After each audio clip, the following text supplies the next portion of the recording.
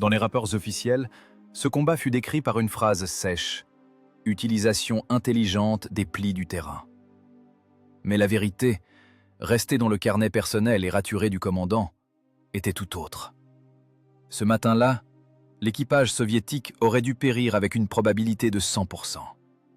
Face à eux, se dressait l'élite de la Panzerwaffe, masquée par un brouillard épais dans lequel l'optique allemande surpassait largement l'œil humain.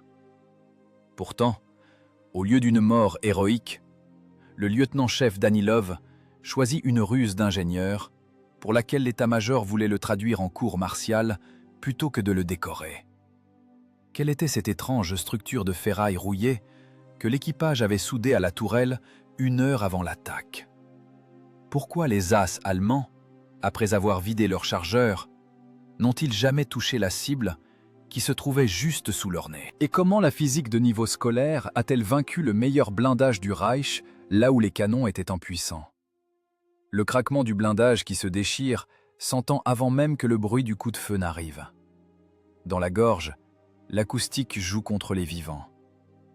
L'écho rebondit entre les falaises, multiplie le fracas, sème la confusion, transformant un tir unique en canonnade. Le char de tête de la colonne, un T-34 de calibre 76, n'eut même pas le temps de tourner sa tourelle. L'obus de 88 mm pénétra la jonction des plaques frontales comme une barre à mine chauffée à blanc dans du beurre. La détonation des munitions fut l'affaire d'un dixième de seconde.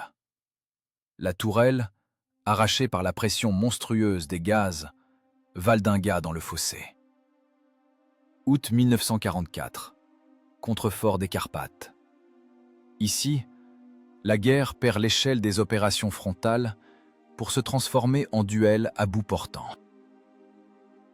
La gorge est noyée dans un brouillard dense et collant. Ce n'est pas une brume matinale, mais un lait lourd dans lequel se noient les sons et les silhouettes. La visibilité est nulle. Mais la mort arrive de là-bas avec la ponctualité d'un horaire de chemin de fer. Le lieutenant-chef de la garde Danilov regarde la carcasse en feu à travers l'épiscope de son IS-2. Le verre est embué de l'intérieur. Dans le compartiment de combat règne une lourde odeur de gazole, d'huile rance et de corps sale. Le ventilateur bourdonne, mais ne suffit pas. Danilov essuie l'épiscope avec la manche de sa combinaison graisseuse. Il ne ressent aucune peur. La peur a brûlé depuis longtemps, sur l'arc de Koursk. Il ne reste qu'une colère froide et sèche d'ingénieur qui voit un mécanisme se briser sans pouvoir encore en trouver la cause. Danilov n'est pas un militaire de carrière au sens habituel. Avant la guerre, il calculait les charges sur les poutres porteuses au bureau d'études d'Uralmach. Maintenant, il calcule les angles d'impact des obus sur le blindage. Et ces calculs montrent un résultat peu réjouissant. Les Allemands tiennent la seule route traversant le col. On ne les voit pas. Le Jagdpanther, un canon automoteur bas et prédateur au canon long, s'inscrit parfaitement dans la géométrie de l'embuscade. Il n'a pas besoin de manœuvrer. Il lui suffit d'attendre. Les tireurs allemands, équipés d'optiques Zeiss, voient à travers les déchirures du brouillard mieux que les commandants soviétiques dans leurs instruments d'observation. Ils tirent au son, aux ombres, à l'intuition. Le colonel appelle Danilov à la radio. La voix du commandant du régiment perce à travers le grésillement des ondes, déformées par les interférences et la tension. L'ordre est bref, se présenter au poste de commandement. L'IS-2, rugissant de son diesel V2, fait lentement demi-tour sur l'étroit lopin de terre, ses chenilles cliquetant sur le sol rocailleux. 46 tonnes d'acier allié et d'explosifs. La machine est lourde, inerte.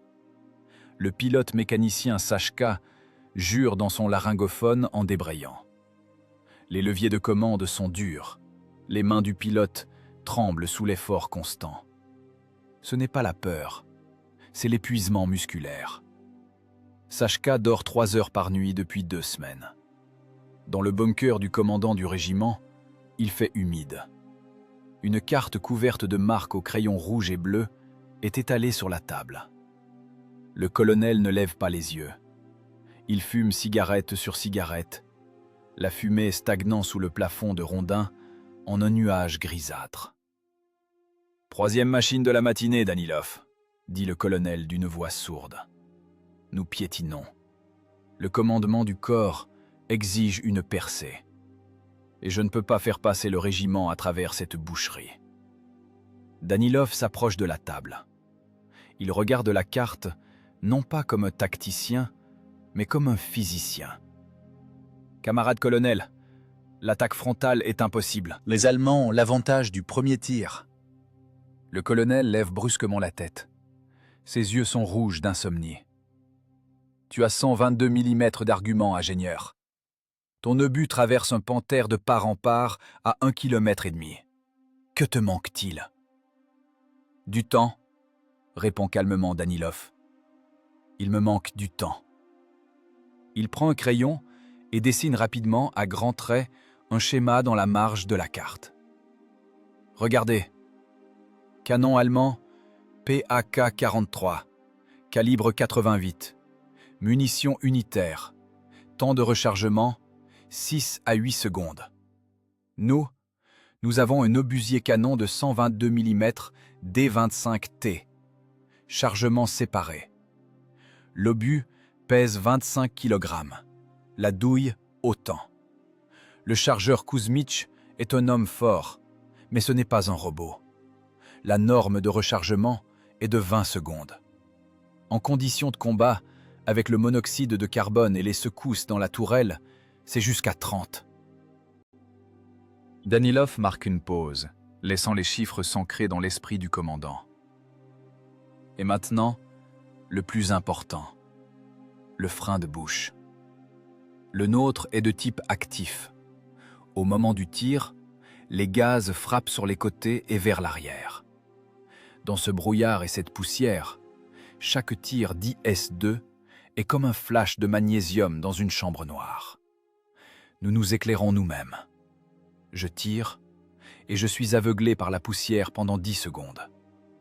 Les Allemands voient le flash. Ils repèrent la position instantanément.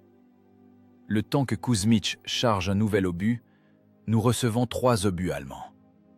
3 contre 1. C'est la mathématique de la mort, camarade colonel. Nous vivons exactement 20 secondes après le premier tir. Un silence s'installe dans le bunker. On entend, quelque part au loin sur le col, l'artillerie tonner à nouveau. Ce sont les mortiers qui travaillent, broyant la pierre et l'infanterie. Le colonel écrase sa cigarette sur le culot d'une douille servant de cendrier. « Et que proposes-tu? Attendre que le brouillard se dissipe? Nous n'avons pas le temps. Demain, les forces principales allemandes seront là. Si nous ne faisons pas sauter ce bouchon aujourd'hui, l'opération échouera. » Danilov se redresse. Il se souvient des ateliers d'Uralmac. Le fracas des marteaux pneumatiques, l'odeur de la calamine, les plans des couronnes de tourelles. On y apprenait à chercher des solutions non standards lorsque les standards menaient à l'impasse. La guerre est aussi une production de destruction. Si le processus technologique est violé, on obtient des rebuts. Un rebut à la guerre, c'est un avis de décès. « Je dois changer les conditions du problème », dit-il lentement, formulant sa pensée. « Si je ne peux pas tirer plus vite, je dois tirer de manière à ce qu'ils ne comprennent pas d'où le coup est parti. Je dois séparer le son du flash. Et j'ai besoin de cette cimenterie en ruine à la périphérie. » Le colonel fronce les sourcils. « L'usine ? Ce ne sont que des ruines. Le secteur de tir est étroit. Mais il y a des murs et il y a des canalisations. » Danilov ne voit plus le colonel. Dans sa tête, un modèle tridimensionnel du terrain se met en place. Vecteurs, angles, trajectoires. Il ne voit pas des ateliers détruits, mais des structures d'ingénierie prêtes à l'emploi. Permission d'agir, camarade colonel. J'ai besoin d'une équipe de soudeurs et de toute la ferraille que nous pourrons trouver sur le territoire de l'usine. Des tuyaux, des tôles. Des tuyaux? Demande le colonel avec méfiance. Tu vas faire la guerre ou réparer la plomberie? Je vais égaliser les chances, répond durement Danilov. Les Allemands combattent selon le manuel. Ce sont des professionnels. Ils connaissent par cœur les caractéristiques techniques de nos machines. Ils savent que l'IS-2 met une demi-minute à recharger. Ils savent qu'après un tir, nous sommes une cible. Je veux que leur savoir cause leur perte. Danilov sort du bunker dans l'air humide et froid. Le brouillard s'est encore épaissi. Des gouttes de condensation coulent sur les capes en toile des sentinelles. Quelque part là-bas, dans la brume grise, les A allemands sont tapis. L'élite de la Panzerwaffe. Des gens qui ont fait du meurtre un artisanat. Ils sont sûrs de leur supériorité. Dans leur optique, le monde est net et compréhensible. Danilov a un petit rire. Demain, il violera les lois de leur optique. Il marche vers son char. L'équipage attend. Le chargeur Kuzmich, ancien forgeron, est assis sur le blindage, roulant une cigarette de ses énormes doigts noircis par le mazout. Le tireur Piotr essuie la culasse du canon avec un chiffon, vérifiant les mécanismes de recul. Le pilote Sachka somnole, le dos appuyé contre la chenille. « Debout les Slaves !» ordonne Danilov. Sa voix est sèche, sans émotion superflue. « Démarrez !» On va à l'usine. On va construire les décors pour des funérailles allemandes. Le moteur tousse un nuage de fumée bleue et passe à un ronronnement régulier et grave. L'IS-2 tressaille de tout son corps, comme une bête qui s'éveille. Les chenilles mordent la boue, la machine s'ébranle, laissant derrière elle deux ornières profondes qui se remplissent aussitôt d'eau trouble. Devant, c'est l'inconnu, caché par le brouillard. Et seul le calcul d'ingénieur dans la tête du commandant sert de point d'appui dans ce chaos. Le jeu a commencé, mais les règles sont désormais fixées non par le manuel allemand, mais par l'ingéniosité soviétique. La cimenterie les accueille avec le silence que l'on ne trouve que dans les cimetières de machines. D'immenses squelettes de béton des ateliers émergent du brouillard, tels des os d'animaux préhistoriques. Il n'y a plus une seule vitre intacte. Les armatures dépassent des brèches comme des tendons sectionnés. L'IS-2, ralentissant, rampe dans le hangar principal. Les chenilles broient la brique pilée et l'ardoise cassée avec un craquement. L'écho du moteur rebondit sur les hautes voûtes, s'amplifiant maintes fois. Danilov saute du blindage sur le sol en béton. Les semelles de ses bottes glissent sur les taches d'huile et la poussière de ciment. Il inspecte la position non pas comme un commandant de char, mais comme un contremaître sur un chantier accidenté. Il lui faut une géométrie parfaite. Secteur de tir, une étroite ouverture de porte donnant sur le lacet de la route. Distance, 800 mètres. Angle d'élévation, minimal. Dans un coin de l'atelier, gisent des sections rouillées de ventilation industrielle. Des tuyaux à parois épaisses d'un demi-mètre de diamètre. Lourds, encombrants, couverts d'une couche de suie vieille de plusieurs années. Danilov s'approche, frappe le métal avec la crosse de son pistolet. Le son est sourd, dense. L'acier est encore solide. « Kuzmich !» crie-t-il, couvrant le bourdonnement du moteur qui refroidit. « Amène la barre à mine et le poste de soudure. » Le chargeur sort de la tourelle en s'essuyant les mains avec un chiffon. Son visage, taché de résidus de poudre, exprime une perplexité extrême. « Camarade lieutenant-chef de la garde, on est venu faire la guerre ou livrer de la ferraille ?»« On va construire en leurre, Kuzmich. Tire le câble du générateur. » Le plan de Danilov est simple et fou à la fois. Il connaît la physique des gaz. Lors d'un tir du canon de 122 mm D25T, Un volume monstrueux de gaz brûlant s'échappe du canon. Le frein de bouche amortit le recul, mais crée un nuage démasquant de poussière et de flammes de la taille d'un camion. Dans le brouillard, ce flash est visible à des kilomètres. Les tireurs allemands le repèrent instantanément. Le temps de réaction d'un équipage expérimenté de Panthère au flash est de 4 secondes. Danilov décide de retourner la physique contre l'ennemi. Si on ne peut pas cacher le flash, il faut le déplacer dans l'espace. L'équipage travaille en silence, en colère, mais obéissant. C'est un travail dur, un travail de forçat. Sachka, le pilote, jurant entre ses dents, recule le char au fond de l'atelier, loin des ouvertures de fenêtres. Ici, il fait sombre et humide.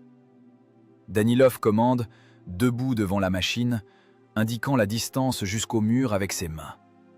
Encore un demi-mètre en arrière. Stop! Coupe le moteur! Maintenant commence le plus difficile. Kuzmich et le tireur Piotr traînent le tuyau rouillé sur le béton. Le fer grince, faisant jaillir des étincelles. La section pèse près de 100 kg. Les muscles des bras du chargeur se nouent. Ils suffoquent. La sueur inonde leurs yeux, se mêlant à la saleté. « Plus haut! Posez-le sur les cales !» ordonne Danilov. L'idée consiste à abouter le frein de bouche du char avec ce tuyau, mais pas de manière rigide, avec un espace pour l'appel d'air, afin que la pression ne le fasse pas éclater. Le tuyau est dirigé vers l'ouverture de la fenêtre, mais pas tout droit, sous un angle de 30 degrés, vers une annexe détruite voisine. La soudure électrique s'allume, la lumière bleue illumine les voûtes sombres de l'atelier, arrachant aux ténèbres les visages fatigués. Danilov prend lui-même le porte-électrode. Il soude grossièrement mais solidement, fixant le tuyau au reste des structures métalliques de la fenêtre. L'odeur d'ozone se mêle à celle de la peinture brûlée et de l'humidité. Les étincelles pleuvent sur les combinaisons huileuses, brûlant le tissu, mais personne ne prête attention aux brûlures. Piotr, le tireur, regarde cette construction avec le doute du professionnel. « Camarade commandant, c'est du cirque », dit-il en crachant par terre. « L'obus passera, admettons. Mais les gaz, le tuyau sera arraché au diable dès le premier tir. » « Il ne sera pas arraché si on le fixe avec des ancrages », répond Danilov sans lever son masque. « Les gaz suivront le chemin de la moindre résistance, dans le tuyau. Et ils sortiront non pas ici, mais là-bas, 20 mètres plus à gauche. L'Allemand verra le flash là-bas, et il frappera là-bas, alors que nous serons ici, dans l'ombre. » Il s'active pendant 3 heures. 3 heures de travail physique épuisant au lieu de se reposer avant le combat. Les mains tremblent non pas de peur, mais de la tension excessive due au marteau et à la barre à mine. Sachka s'endort directement sur les leviers, la tête posée sur le blindage froid. Kuzmich fume, accroupi, et regarde le monstre qu'ils ont créé. Le char ressemble maintenant à une pièce d'équipement d'usine. Son long canon est enfoncé dans la rouille d'une bouche de ventilation entourée de briques cassées et de sacs de ciment. C'est un piège d'ingénieur. Danilov vérifie le centrage.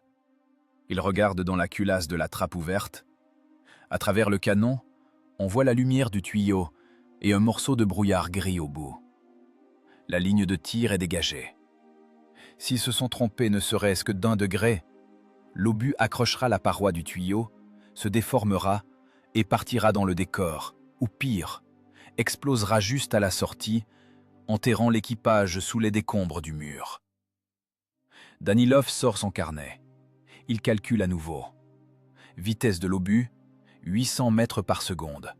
Distance, 800. Temps de vol, 1 seconde. Le son atteindra les Allemands après 2 secondes et demie. Ils verront le faux flash avant d'entendre le son. Leur cerveau lira l'image et le son en un tout. Le réflexe jouera. Ils tourneront leur canon vers le flash. « Écoutez la mission. » La voix de Danilov est rauque. « On travaille avec un seul obus. perforant. Après le tir, stop machine, aucun recul. On attend la riposte. Si le calcul est bon, ils démoliront le mur voisin. Et s'il est faux? Demande doucement Sashka, réveillé par le silence.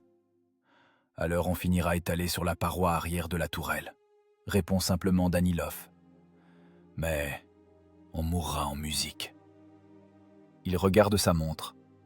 Les aiguilles indiquent 5 heures du matin. Le brouillard derrière les fenêtres commence à s'éclaircir, passant du noir au gris sale. L'humidité est telle que l'eau ruisselle sur les murs de l'atelier. Le métal du char transpire. À l'intérieur du compartiment de combat, il fait froid comme dans un caveau. Danilov se glisse dans l'écoutille. L'espace étroit de la tourelle lui comprime les épaules de manière familière.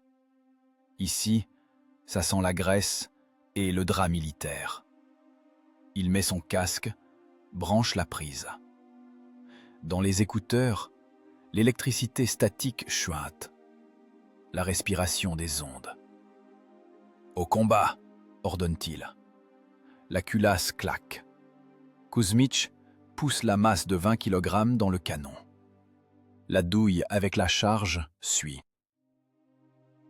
Le clic du verrouillage sonne comme un verdict.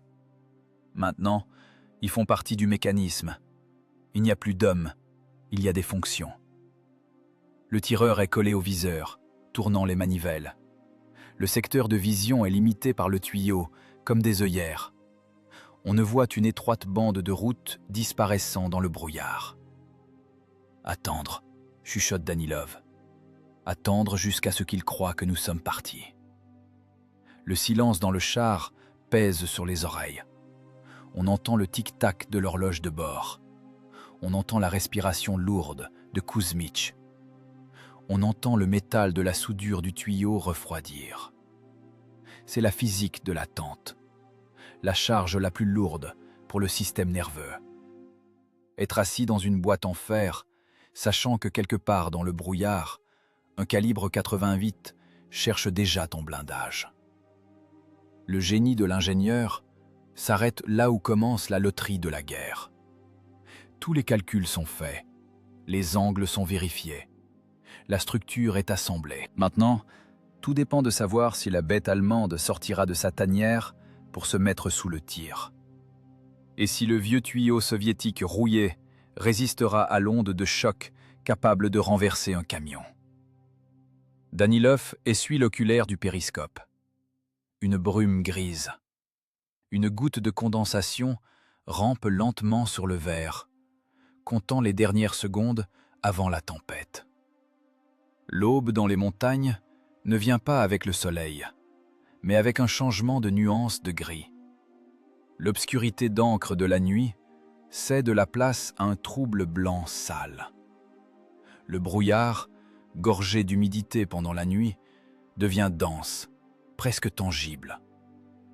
La visibilité s'améliore juste assez pour distinguer les contours de la mort à distance de tir direct. À l'intérieur de l'IS-2, le temps s'est figé. L'aiguille des secondes de l'horloge de bord avance par à-coups, chaque clic résonnant dans les tempes de l'équipage comme un coup de marteau. Dans les 3 secteurs de vision, limités par les parois du tuyau de ventilation rouillé, un mouvement apparaît. D'abord, c'est juste un épaississement de la brume, une ombre plus sombre que l'air environnant. Puis la géométrie du blindage émerge, la plaque frontale inclinée, le masque caractéristique du canon, la disposition en quinconce des galets. Un panthère. Le char moyen allemand, qui par sa masse et son armement est plus lourd que bien des machines lourdes alliées. Il sort du virage prudemment, tâtant la route de ses chenilles. Danilov le voit dans le périscope. Distance 750 mètres. Pour le canon long du Panthère, c'est une distance de destruction garantie. Si le tireur allemand remarque un reflet d'optique dans la profondeur de l'atelier, il tirera par réflexe. Mais l'usine semble morte. Des tas de béton, des armatures saillantes et des tuyaux rouillés, le chaos naturel de la guerre, où l'œil ne s'accroche à aucune menace. L'Allemand se sent maître de la situation. Il sait que les chars russes sont aveugles et lents. Il présente son flanc, tournant sa caisse pour inspecter la gorge. C'est une erreur. Une erreur dont le prix est la vie d'un équipage de 5 hommes. Visez au centre de la caisse. La voix de Danilov dans le casque sonne plate, dénuée d'intonation. Ce n'est pas un ordre. C'est une entrée de données dans le système de contrôle de tir. Piotr, le tireur, tourne les manivelles. Ses doigts, usés jusqu'aux callosités par le métal froid, travaillent avec une précision d'orfèvre. Le réticule du viseur se pose sur le flanc de la machine allemande, là où les munitions sont stockées derrière le blindage. « Prêt !» expire Piotr. Le cœur rate un battement. Danilov regarde sa construction. Le tuyau rouillé, soudé à la fenêtre, semble fragile et peu fiable. Si l'obus touche la paroi, si la soudure lâche, si les gaz reviennent en arrière, ils brûleront dans leur propre char. Mais il n'y a nulle part où reculer. Feu! Piotr appuie sur la détente. À cet instant, la physique prend le dessus sur la biologie. 122 mm de calibre, ce n'est pas un tir, c'est une explosion dirigée. 25 kg d'acier et d'explosifs s'arrachent des rayures du canon. La pression monstrueuse des gaz de poudre pousse l'obus vers l'avant, l'accélérant jusqu'à 800 mètres par seconde. Le recul enfonce la machine de 46 tonnes dans le sol en béton, faisant gémir la suspension. La culasse du canon vole en arrière, manquant de peu de toucher la protection. L'obus traverse le tunnel rouillé du tuyau de ventilation sans toucher les parois. Il part dans le brouillard, mort invisible. Mais le principal se produit avec les gaz. Un énorme nuage de feu incandescent et de suie, s'échappant du frein de bouche, frappe dans le tuyau. La pression cherche une sortie. La structure gémit. Le métal se déforme, mais tient le coup. La boule de feu, au lieu de s'épanouir juste devant le masque du char, s'engouffre dans la goulotte de tôle et est recrachée dehors par l'ouverture de fenêtre voisine, 15 mètres plus à gauche et plus haut que la position réelle de l'IS-2. Pour les observateurs allemands, assis en embuscade plus haut sur la pente, l'image du combat est sans équivoque. Ils voient le flash brillant d'un tir au 2e étage du bâtiment administratif détruit. Le son arrive plus tard, mais leur cerveau a déjà construit le vecteur de la riposte. À la seconde même où les correcteurs allemands hurlent les coordonnées dans les radios, l'obus perforant à tête plate BR 471B rencontre le blindage allemand. Le flanc du Panthère, c'est 45 mm d'acier. Pour le tueur de fauves, c'est du papier. L'obus ne remarque même pas l'obstacle. Il défonce le flanc, faisant irruption dans le compartiment de combat. L'énergie cinétique de l'impact transforme les entrailles du char en hachoirs d'éclats et de métal en fusion. La détonation des munitions est instantanée. La tourelle du Panthère saute comme le couvercle d'une marmite en ébullition. Une colonne de flammes haute de 3 étages déchire le brouillard. L'onde de choc balaie du blindage les caisses à outils et les chenilles de rechange. « Au but !» crie Piotr, mais son cri est noyé dans le fracas de la riposte. L'embuscade a fonctionné, mais pas comme les Allemands en ont l'habitude. Ils tirent sur le flash. 4 canons automoteurs Jagdpanther camouflés ouvrent un feu nourri. Les obus de 88 déchirent l'air en hurlant. Le premier impact frappe le mur du bâtiment voisin, là d'où le faux nuage de gaz a jailli. Le béton tombe en poussière. La maçonnerie de briques explose en une fontaine rouge. Le deuxième obus perce le plancher, effondrant le toit sur un espace vide. Le fracas est tel qu'on dirait que les montagnes s'écroulent. La terre tremble sous les chenilles de l'IS-2. Danilov regarde dans l'épiscope.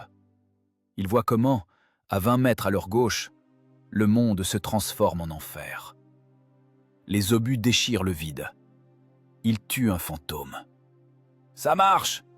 Sachka, le pilote, frappe du poing sur les leviers, les yeux écarquillés par l'adrénaline. « Camarade commandant, il pilonne le tuyau !» À l'intérieur du char règne une odeur de poudre brûlée. Le ventilateur hurle à s'en rompre, essayant d'aspirer les gaz, mais une brume bleuâtre flotte quand même dans le compartiment de combat. Les yeux pleurent. Dans les oreilles, un bourdonnement couvre tous les sons. Mais ils sont vivants. Le blindage est intact, pas une égratignure. On se calme. La voix de Danilov est à nouveau froide et dure. Kuzmich, charge, perforant. On a 20 secondes avant qu'il comprenne qu'il tire sur un mannequin. Kuzmich, en grognant, soulève du sol l'obus suivant. 25 kg de mort. Ses mouvements sont rodés jusqu'à l'automatisme, mais la fatigue se fait déjà sentir. Les mains glissent sur le métal lisse de l'obus. Il l'enfonce dans la culasse, le pousse avec le refouloir. Bruit de métal contre métal. La douille! Danilov cherche fébrilement une nouvelle cible. Les flashs des tirs allemands ont trahi leur position. Maintenant, le brouillard joue contre eux. Les Allemands se sont éclairés eux-mêmes. « Repère 2, angle de l'arbre. Je vois le flash !» commande Danilov. Piotr fait tourner la tourelle. La commande électrique bourdonne péniblement. La lourde tourelle au long canon tourne lentement, atrocement lentement. Chaque seconde est une éternité. Danilov comprend. Maintenant, les Allemands rechargent. Leur cadence de tir est plus élevée. Ils ont des munitions unitaires. Ils peuvent tirer 2 coups le temps que Kuzmich en assemble un. Mais ils ne tirent pas au bon endroit. Pour l'instant, ils ne tirent pas au bon endroit. « Prêt !» hurle Kuzmich en claquant la culasse. Le verrou clique. Le circuit est fermé.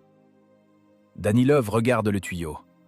Dès le premier tir, ses fixations se sont desserrées. Le métal a bleui sous la chaleur. La soudure s'est fissurée. Un tir de plus pourrait disloquer toute la structure. Les gaz pourraient entrer dans l'atelier, assommant l'équipage et trahissant leur vraie position. C'est un risque extrême. Mais il n'y a pas d'autre issue. Feu! Nouveau choc. De nouveau, le char tremble comme s'il avait la fièvre. Et de nouveau, le dragon de feu traverse le tuyau, crachant des flammes sur le côté.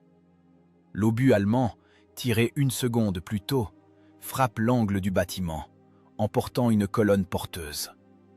Le plafond de l'atelier voisin s'effondre avec fracas, soulevant un nuage de poussière de ciment. L'IS-2 se tient dans ce nuage de poussière, invisible et invulnérable, comme un saurien antique dans une caverne. Le deuxième canon automoteur allemand, ayant imprudemment montré son flanc, reçoit un coup sous la casemate. Le blindage ne tient pas. L'acier éclate. L'explosion du carburant transforme la machine en brasier. 2-0 pour l'ingénierie. Mais il n'y a pas d'euphorie. Il n'y a que le calcul froid et la compréhension que cela ne peut pas durer éternellement. Le tuyau fume. L'isolation des fils à l'intérieur de l'atelier se consume. L'air devient chaud et âcre. Danilov essuie la sueur qui lui inonde les yeux. Il sait, les Allemands ne sont pas des idiots.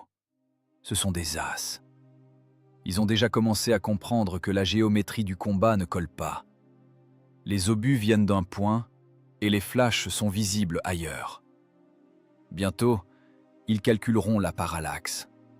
Bientôt, ils trouveront la véritable source de la mort. Et alors commencera la vraie boucherie. Recharge! Plus vite, Kuzmich, plus vite! Danilov sent le temps lui glisser entre les doigts comme du sable. Chaque obus suivant est plus lourd que le précédent. Chaque seconde d'attente est plus longue qu'1 heure. La guerre s'est transformée en une chaîne de production où d'un côté il y a la force brute et de l'autre, une ruse fragile, assemblée à partir de ferraille sur un coin de table. La panique est un état où l'instinct de conservation déconnecte la logique. Les équipages allemands, l'élite des troupes blindées, agissent maintenant par pur réflexe. Ils voient le flash dans la brèche du mur de l'atelier voisin et frappent là-bas. Ils frappent avec précision, en cadence, comme au stand de tir. Les obus de 88 mm réduisent la maçonnerie en poussière, transformant les planchers de béton en gravats. Ils détruisent le vide. Ils font la guerre à un fantôme fait de tôle et de soudure. Et à 30 mètres de leur point de visée, dans l'ombre profonde du hangar intact, la chaîne de mort fonctionne. À l'intérieur de l'IS-2, il ne reste plus d'atmosphère viable. Les ventilateurs hurlent, brassant une fumée épaisse et grasse, mais ne peuvent l'évacuer. Les résidus de poudre des tirs de 122 mm n'ont pas seulement une odeur, ils ont un goût.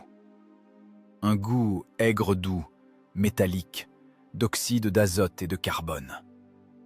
Il se dépose sur la langue, gratte la gorge, fait pleurer les yeux au point que le réticule de visée devient une tache trouble. Le chargeur Kuzmich n'est plus un homme. C'est un mécanisme hydraulique travaillant à la limite de la résistance du métal. Il n'a plus un fil de sec sur lui. Sa vareuse a foncé de sueur et colle à son dos comme une seconde peau. Sa tâche est la plus dure physiquement. Le canon D25T est une arme à chargement séparé. Cela signifie que chaque tir demande 2 mouvements. D'abord, il faut soulever du sol l'obus explosif ou perforant de 20 kg. L'enfoncer dans la culasse, avec le refouloir, avec force, pour que la ceinture de forcement morde dans les rayures du canon. Le son de l'impact est un tchvak, sourd et lourd. Ensuite, la douille avec la charge propulsive. Encore 15 kg de laiton et de poudre. Kuzmich la saisit avec ses gants glissants d'huile, l'envoie à la suite. La culasse à coin claque, isolant la partie arrière du compartiment de combat. Ce son ressemble à la chute d'une guillotine. « Prêt !» râle-t-il. Sa voix est cassée, sa gorge irritée par les gaz. Toute la procédure prend 20, parfois 25 secondes. Pour le combat moderne, c'est une éternité. Le char T-34 a le temps de tirer 3 fois pendant ce temps. Le Panther allemand, 4 fois. Mais l'IS-2 n'a pas besoin de cadence de tir. Il n'a besoin que d'un seul impact. Danilov ne crie pas. Il mène le combat en silence, économisant l'oxygène. Dans ses mains, un carnet à couverture rigide. Le crayon tremble, mais les lignes sortent droites. Ce n'est pas le journal d'un héros, c'est un journal d'essai en laboratoire. Cible numéro 3, automoteur Ferdinand. Distance 800. Correction 1 demi-corps. Ricochet. Tir répété. Dans la plaque inférieure. Brûle. Il fait une note, tel un comptable équilibrant débit et crédit. 3 machines allemandes sont déjà transformées en brasiers fumants. Leurs équipages n'ont même pas compris d'où la mort est arrivée. Jusqu'à la dernière seconde, ils regardaient le faux tuyau crachant des flammes. « Feu !» commande Danilov. Le char tressaille à nouveau. La culasse vole en arrière, frôlant la protection. L'extracteur recrache la douille fumante sur le sol avec un bruit métallique. Elle tombe avec un tintement lourd, roulant sous les pieds. Le laiton brûlant grille les bottes. Le compartiment de combat se remplit d'une nouvelle dose de fumée âcre. Il devient impossible de respirer. Sachka, le pilote, tousse, plié sur ses leviers. Le monoxyde de carbone est un tueur silencieux. D'abord vient l'euphorie, puis les jambes en coton, puis le noir. Pour ne pas s'évanouir, Sachka se frappe les joues, laissant des traces noires d'huile. Le sentiment d'impunité enivre. Il semble que cela durera toujours. Les Allemands tirent à côté, le tuyau leur fonctionne, le blindage est solide. Mais Danilov sait, c'est une illusion. Les mécanismes fatiguent autant que les hommes. Le récupérateur a chauffé jusqu'à une température critique. Le liquide dans le frein de recul bout. Si les joints ne tiennent pas, le canon s'enrayera. Ou pire, au prochain tir, la culasse sera arrachée de ses fixations et écrasera l'équipage contre la paroi arrière de la tourelle. La cadence! Gardez la cadence! Danilov voit dans le périscope que les chars allemands commencent à manœuvrer. Ils ne foncent plus. Ils s'étalent sur les flancs, cherchent des abris. La panique est passée. L'ennemi commence à réfléchir. C'est le plus dangereux. Kuzmich laisse tomber un obus. La lourde masse tombe avec fracas sur le râtelier. « Putain de merde !» jure-t-il en s'arrachant la peau des jointures. Les mains n'obéissent plus. Les muscles sont saturés d'acide lactique. Les doigts sont pris de crampes. Il soulève l'obus à nouveau, grognant sous l'effort. Le poids semble démesuré. 25 kg se sont transformés en 100. « On ne dort pas !» Danilov donne un coup de pied dans la protection du canon. « Kuzmich, encore 3 obus, juste 3 !» C'est une chaîne de montage. Charger, viser, tirer, essuyer la sueur, inspirer la fumée. Charger, viser. Dehors, dans le brouillard, se joue le drame de la destruction. La 4e machine allemande, essayant d'échapper au tir, présente sa poupe. Piotr saisit cet instant. Il ne pense pas aux Allemands comme à des humains. Pour lui, c'est juste une cible mobile, avec un certain vecteur de vitesse. Verrouillé, tire! Cette fois, le tuyau ne tient pas. La soudure, surchauffée par les salves précédentes, éclate avec le crissement de l'acier qui se déchire. La lourde section de ventilation se détache de l'ouverture de la fenêtre et s'effondre avec fracas, soulevant un nuage de poussière. Les gaz du tir, ne trouvant pas de sortie vers le côté, font partiellement irruption en arrière dans l'atelier, frappant le blindage du char d'une vague brûlante. « Camouflage !» crie Sachka. À l'intérieur du char, il fait noir de poussière. Mais l'obus est déjà parti. Une seconde plus tard, une autre torche s'allume sur la route. 4e victoire. 4e coche dans le carnet de Danilov.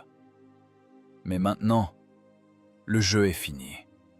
Le fantôme a perdu sa cape d'invisibilité. Le tuyau gît au sol, tas de métal tordu.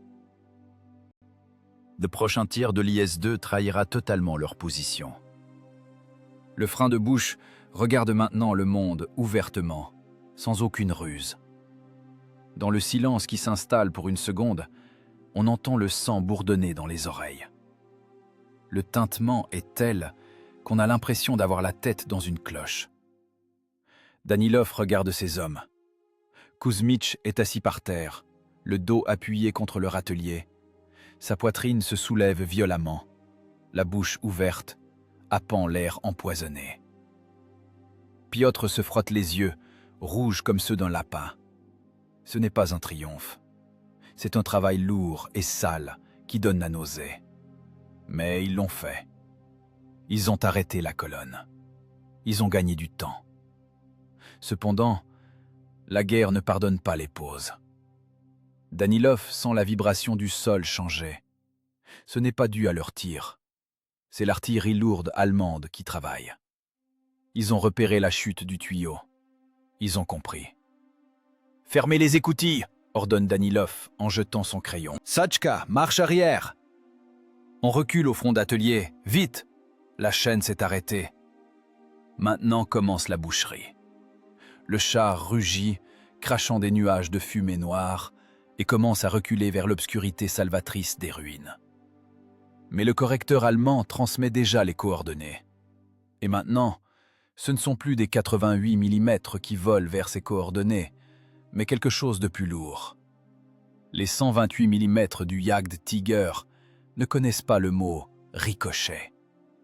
Le piège a fonctionné. Mais l'ennemi apprend vite, et ici commence le chaos. Les Allemands ne sont pas des cibles de stands de tir, ce sont des ingénieurs de la guerre qui ont 5 ans de pratique de la destruction derrière eux. Ils voient que 4 de leurs machines brûlent et qu'il n'y a pas de riposte venant du point d'impact. Ils voient que les obus de l'IS-2 arrivent sous un angle et les flashs sont visibles sous un autre. Il leur faut exactement 1 minute et demie pour résoudre cette équation géométrique. La parallaxe est calculée. L'observateur sur le flanc, camouflé dans les noisetiers, transmet par radio les coordonnées exactes. Carré 7-4, ruine de l'atelier. Repère, 3e pilier. Maintenant, ce n'est plus la cadence de tir qui joue contre Danilov, mais le calibre. Le lourd automoteur Ferdinand rampe vers sa position lentement, avec la dignité d'un bourreau. Son blindage frontal fait 200 mm. Le canon de l'IS-2 ne le percera pas de face, même à bout portant. Par contre, le canon de 88 mm PAC 43, rallongé à 71 calibres, traverse le blindage soviétique de part en part.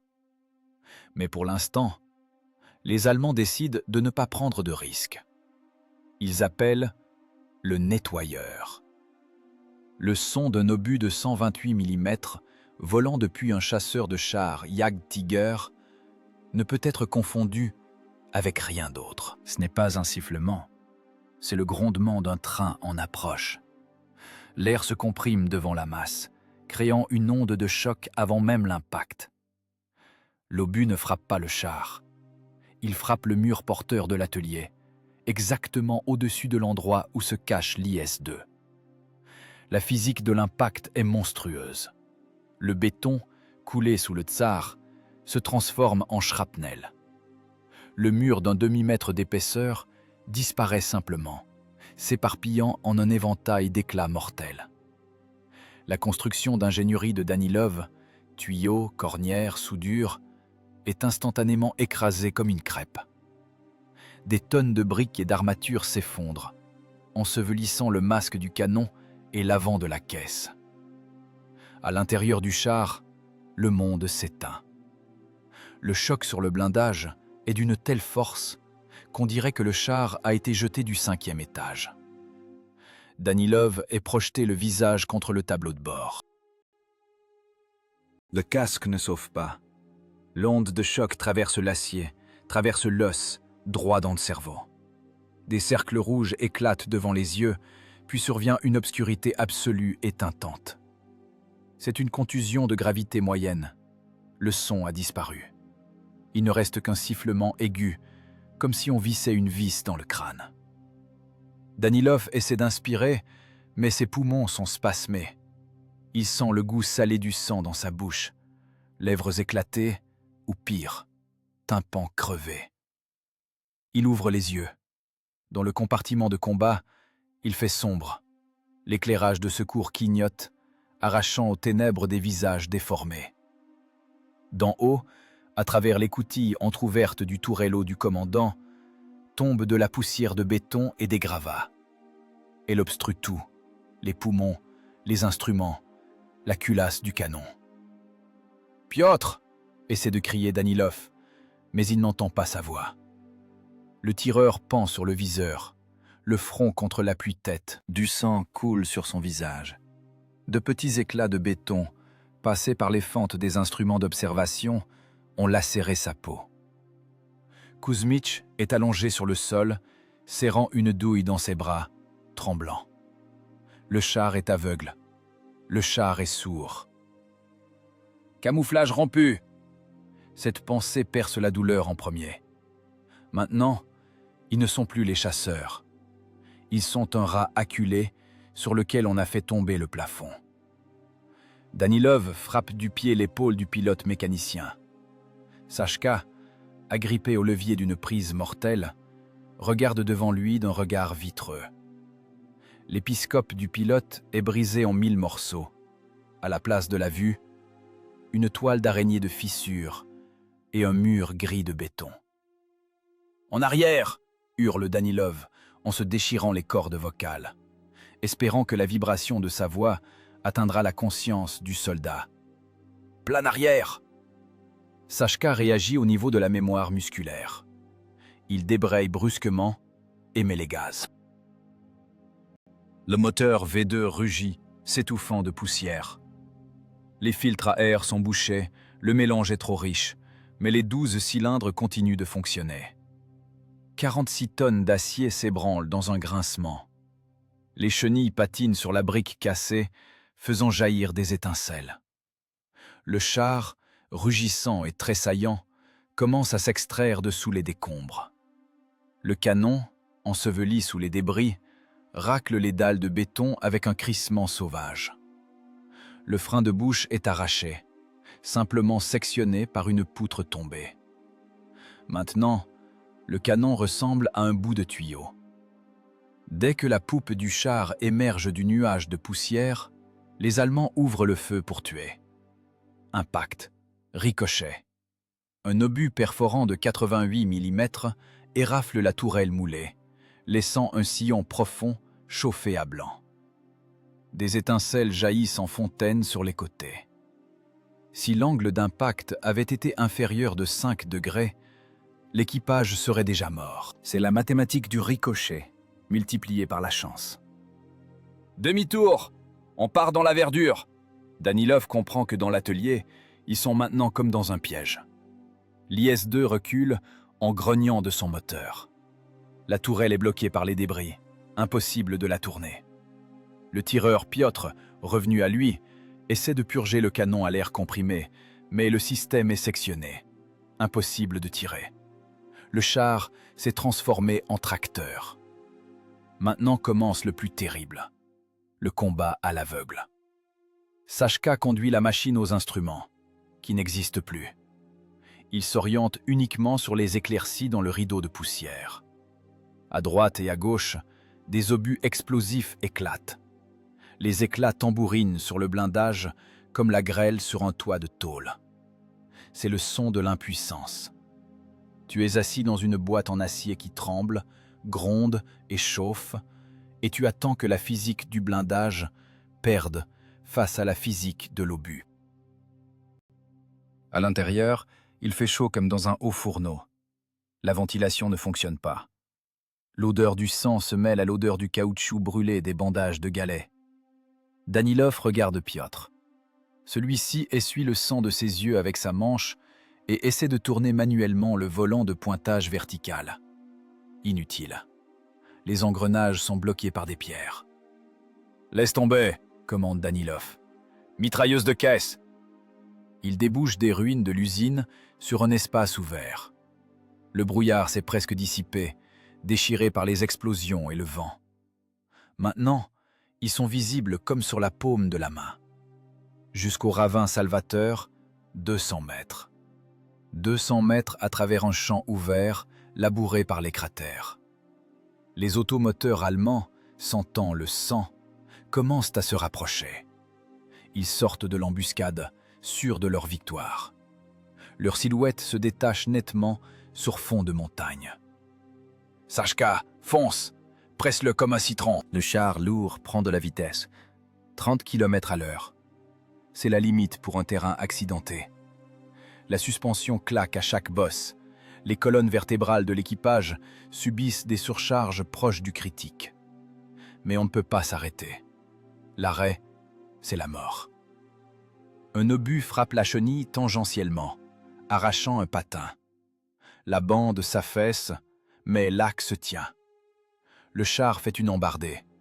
Sachka le rattrape au levier, redressant le cap. Ce n'est plus un duel d'ingénieurs, c'est une bagarre de ruelle, où les lunettes d'intellectuels sont cassées et où l'on utilise des coups de poing américains et des briques. L'IS-2, blessé, à demi aveugle, au canon tordu, échappe au coup, laissant derrière lui une traînée de fumée noire et de taches d'huile. La logique de la guerre est simple. Ce n'est pas le plus fort qui survit, mais celui qui s'adapte le plus vite au chaos. Aujourd'hui, ce n'est pas l'épaisseur du blindage qui les a sauvés, mais un tas de gravats de construction qui a encaissé le choc principal. Mais le combat n'est pas encore fini. Le silence à la guerre, ce n'est pas l'absence de son. C'est un barotraumatisme. Après 3 heures de duel d'artillerie ininterrompu, quand le niveau sonore dans un espace clos dépasse 140 décibels, le monde cesse de sonner. Il vibre, simplement. Le combat s'apaise aussi soudainement qu'il a commencé. Le dernier écho de l'explosion de l'obus de 128 mm meurt quelque part dans le haut de la gorge. Le vent, froid et indifférent, commence à chasser les restes des gaz de poudre et du brouillard matinal. Le soleil perce enfin le voile gris, éclairant un tableau digne du pinceau d'un peintre de bataille fou. Mais ici, pas de couleur, seulement de la suie, de la rouille et du sang. En bas, sur le ruban sinueux de la route de montagne, 6 machines allemandes finissent de brûler. Ce n'est plus la redoutable technique de la Wehrmacht, ni le sommet de la pensée technique du Reich. C'est de la ferraille. 3 automoteurs Jagdpanther sont là, canons plantés dans le sol. L'un d'eux a le toit de la casemate arraché, résultat de la détonation des munitions après un impact d'obus perforant de 122 mm dans le flanc. La pression interne de l'explosion a été telle que les soudures ont lâché comme du fil pourri. Un peu plus loin, bloquant la route, fume le lourd chasseur de chars Ferdinand. Sa carcasse de 60 tonnes fait peine à voir. Une chenille est brisée, la roue folle arrachée avec la chair. Des écoutilles ouvertes s'échappe une fumée épaisse, noire et grasse. L'huile de transmission et le caoutchouc des bandages brûlent. L'odeur est nauséabonde, douceâtre. C'est l'odeur de la viande brûlée et du métal fondu.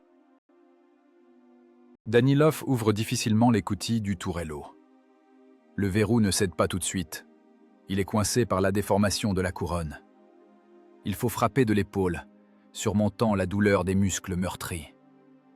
Le couvercle bascule avec un lourd bruit métallique. L'air frais de la montagne s'engouffre dans le compartiment de combat, mais l'équipage ne le sent pas.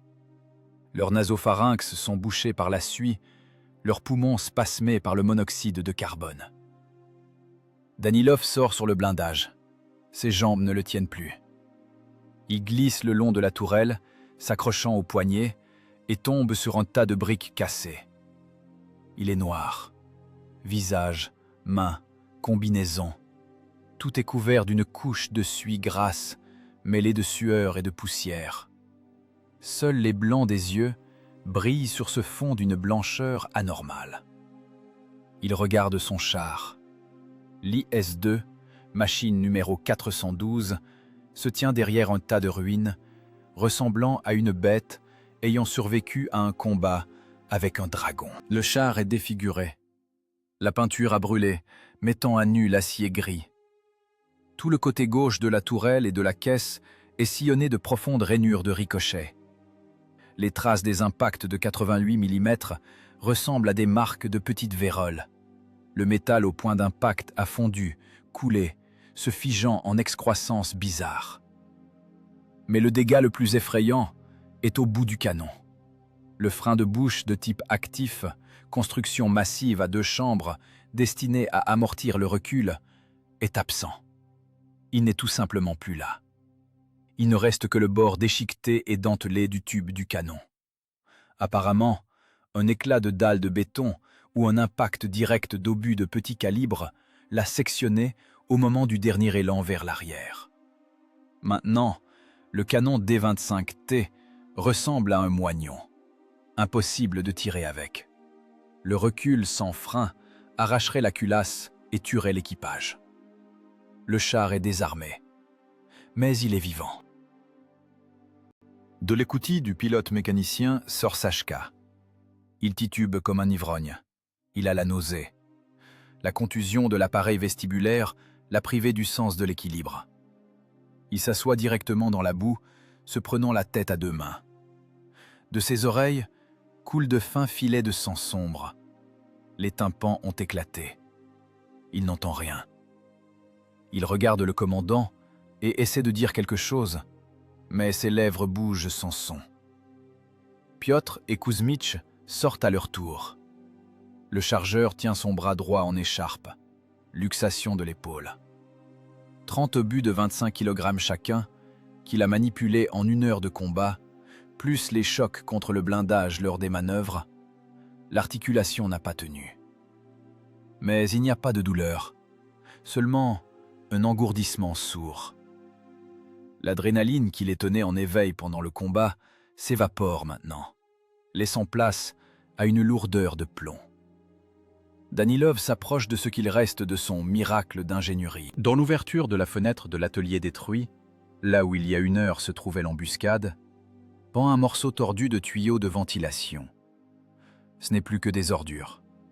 De la ferraille rouillée, percée à 10 endroits par des éclats, tordue en spirale par l'onde de choc.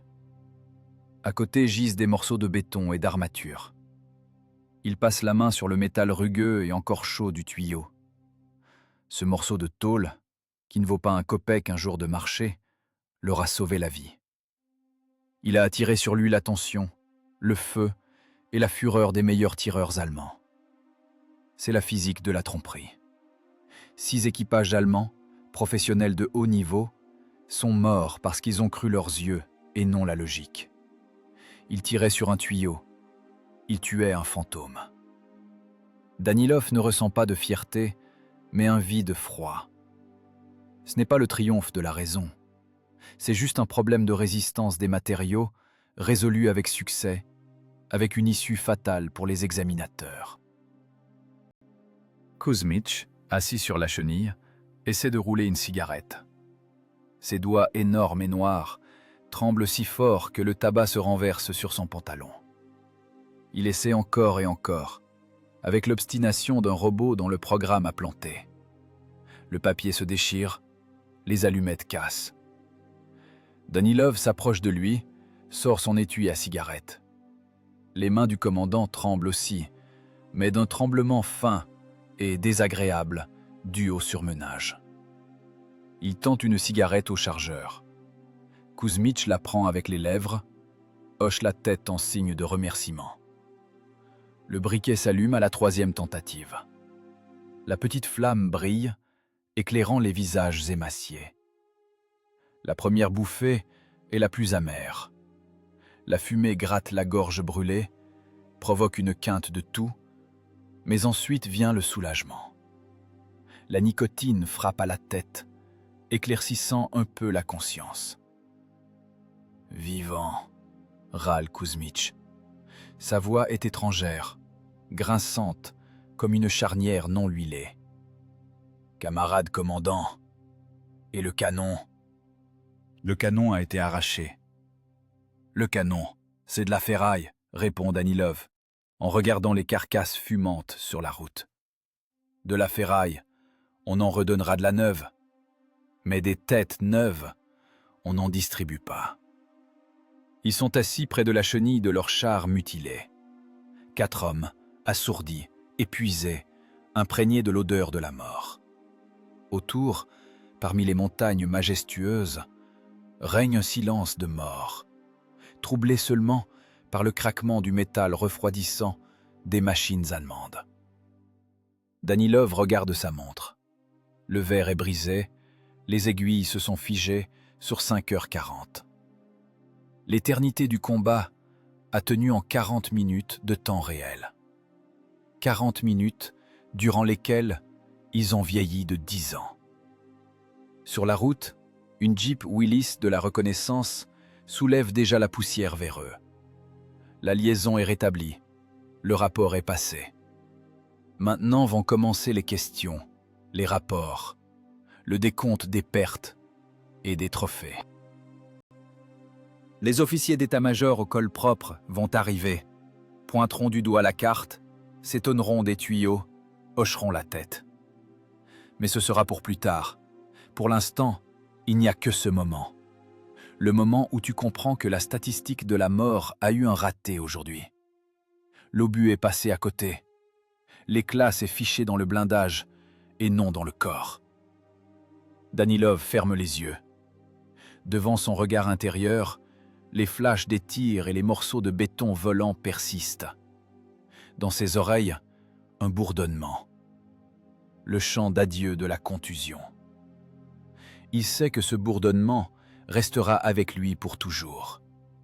Tout comme la vue de ce tuyau tordu, dépassant des ruines, tel un monument aux soldats inconnus du génie civil. Le conte de fer est clos. 6-0. Mais le prix de ce score, ce ne sont pas des médailles, mais des nerfs brûlés et des cheveux gris à 25 ans. Le char refroidit, son blindage craquant doucement. Il a fait son travail. C'est maintenant au tour des hommes d'essayer de se rassembler à partir des morceaux. Danilov se tient sur le blindage, appuyé sur le bord du tourello. Il a des jumelles en main, mais ne regarde pas dans les oculaires. Il regarde par-dessus, de ses propres yeux rouges de capillaires éclatés et de poudre. En bas, sur le ruban gris de la route, finit de brûler le résultat de leur quart de matinée. 6 bûchers, 6 boîtes d'acier devenues des tombes collectives pour 25 ou 30 hommes. Il n'y a aucune joie. L'euphorie de la victoire est une invention des journalistes de l'arrière qui n'ont jamais sorti des camarades brûlés d'une écoutille. Ici, en première ligne, il n'y a qu'un vide lourd, de plomb. Ce sentiment ressemble à l'état après avoir déchargé un wagon de charbon. Les muscles font mal, la gorge gratte, et dans la tête, un vide tintant. Le psychisme, qui a travaillé à plein régime ces 2 dernières heures, réduit brutalement la cadence. L'organisme exige le paiement pour la dépense excessive d'adrénaline. Danilov regarde le Jagdpanther le plus proche. De son écoutille ouverte sort une fumée épaisse et grasse. Le vent apporte l'odeur. Ce n'est pas seulement l'odeur du caoutchouc brûlé et de l'huile. C'est une odeur douceâtre et nauséabonde qu'il est impossible de confondre. L'odeur de matière organique brûlée. Là, à l'intérieur, il y avait des gens. Hans, Fritz, Kurt, peut-être des types bien, qui aimaient leurs enfants et écrivaient des lettres à la maison. Mais aujourd'hui, ils ont rencontré la physique de l'obus soviétique de 122 mm. Et la physique s'est montrée impitoyable. Pour Danilov, la guerre a cessé depuis longtemps d'être une lutte entre le bien et le mal, et s'est transformée en résistance des matériaux. Il y a la limite d'élasticité de l'acier, il y a la température d'inflammation du carburant diesel, il y a la vitesse de réaction de l'influx nerveux. Celui qui connaît le mieux ces constantes survit. Aujourd'hui, ils se sont avérés être de meilleurs ingénieurs de la mort que les Allemands. Mais ce n'est pas une raison d'être fier. C'est juste une statistique qui a temporairement joué en leur faveur. Il se souvient de son professeur d'Uralmac, un vieux professeur de métallurgie. Il aimait répéter, en essuyant ses lunettes avec un chiffon en chamois, « Ingénieur Danilov, retenez ceci. Le métal ne pardonne pas les erreurs. La fatigue s'accumule imperceptiblement. La fissure grandit à l'intérieur tant que vous ne la voyez pas. Et puis, la structure s'effondre instantanément. » Le vieil homme parlait de ponts roulants et de laminoirs. Mais il s'est avéré que cette règle est universelle pour la vie humaine, à la guerre aussi. Aujourd'hui, Danilov a trompé la mort à l'aide d'un tuyau rouillé et de calculs d'angle de chute de la lumière. Il a créé une illusion, forcé l'ennemi à se tromper. Mais il comprend, ce truc est à usage unique. Les Allemands sont des élèves capables. Demain, ils ne tireront pas sur les flashs, mais sur les zones. Demain, la chance pourrait tourner, Et alors son équipage deviendra une statistique fumante dans le rapport d'un officier allemand. D'en bas, près des chenilles, on entend un cliquetis métallique. C'est le pilote mécanicien Sachka qui essaie de redresser un garde-boue tordu à coups de masse. Les coups sont sourds, arythmiques. Sachka frappe moins pour le travail que pour s'occuper les mains. Il a besoin d'action pour étouffer le tremblement. Danilov saute à terre. Ses jambes font ressort mollement, ses genoux flanchent. Il s'approche du pilote. Sachka est accroupi, le dos appuyé contre un galet. La masse est posée à côté. Le visage du garçon est gris, couvert de traînées de suie, des cernes noires sous les yeux. Il n'a que 20 ans, mais il en paraît 40. Ses mains, posées sur ses genoux, tremblent violemment. Ses doigts vivent leur propre vie, tambourinant sur le pantalon en toile. « Camarade commandant !» Sachka lève la tête, essayant de sourire. Le sourire sort tordu, pitoyable. On les a comme des chatons, étendus. Vous avez vu comment le galet de ce Ferdinand a volé? À 50 mètres, pas moins. Dans sa voix sonne une bravade, mais elle est cassante comme une branche sèche. C'est une réaction de défense. Le psychisme essaie de dévaluer l'horreur vécue, de la transformer en quelque chose d'insignifiant, en chaton. Pas des chatons, Sachka, dit doucement, mais fermement Danilov en s'asseyant à côté. C'étaient des loups aguerris, expérimentés. Et on ne les a pas étendus. On les a retraités. Mais j'ai eu peur, camarade lieutenant-chef, chuchote soudain le pilote. Et la bravade disparaît sans laisser de traces. Quand le mur s'est effondré, j'ai cru que c'était fini. Le cercueil. Je me suis même souvenu de ma mère. Je suis assis, je tiens les leviers, et mes mains ne répondent pas. Les jambes comme du bois. Je me dis, l'obus va arriver, et ça ne fera même pas mal. Juste la lumière qui s'éteint. Danilov sort son étui à cigarette. Il reste 2 cigarettes. Il en tend une à Sachka, prend la seconde pour lui. Ils allument avec une seule allumette, protégeant la flamme du vent avec leurs paumes.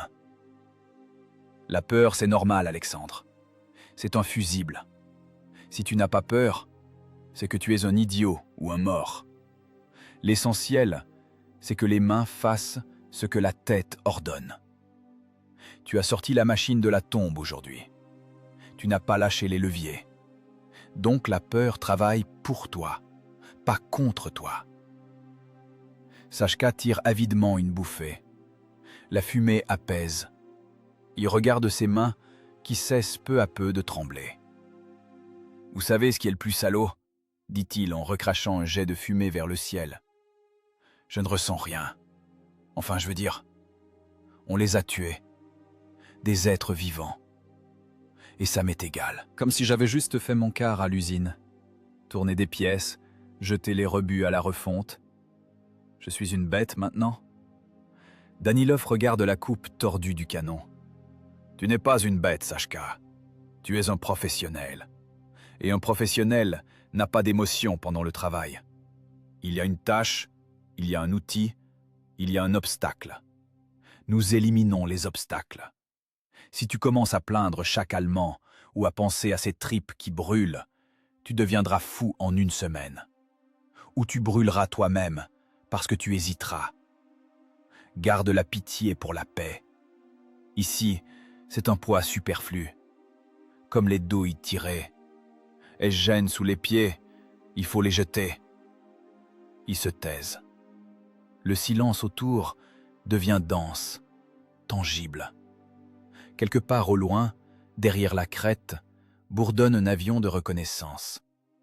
Le soleil monte plus haut, commençant à chauffer le blindage. Le métal du char refroidit en émettant de petits clics. La machine respire. Danilov comprend que cette conversation est plus importante que le débriefing du combat. La technique la réparera. On soudera de nouveaux écrans, on changera le canon, on fera le plein. Mais les hommes, c'est plus difficile à réparer. À l'intérieur de chaque membre d'équipage s'accumule la fatigue du métal. Des micro-fissures dans l'âme, invisibles aux rayons X. Et un jour, au moment critique, ce métal peut casser. Sa tâche de commandant n'est pas seulement d'indiquer les cibles, mais aussi de veiller à ce que cette ressource intérieure ne s'épuise pas avant l'heure. « Camarade commandant !» Sachka écrase son mégot sous la semelle de sa botte. « C'est vrai ce qu'on dit? Que vous êtes ingénieur?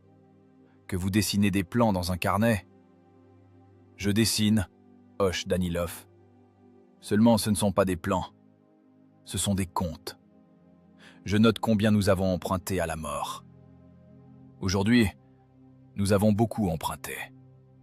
Il faudra rembourser. Par le travail, la sueur, l'insomnie. « Et par le sang ?»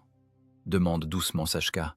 « Et par le sang, si les calculs sont faux. » Danilov se lève, époussetant la poussière de ses genoux.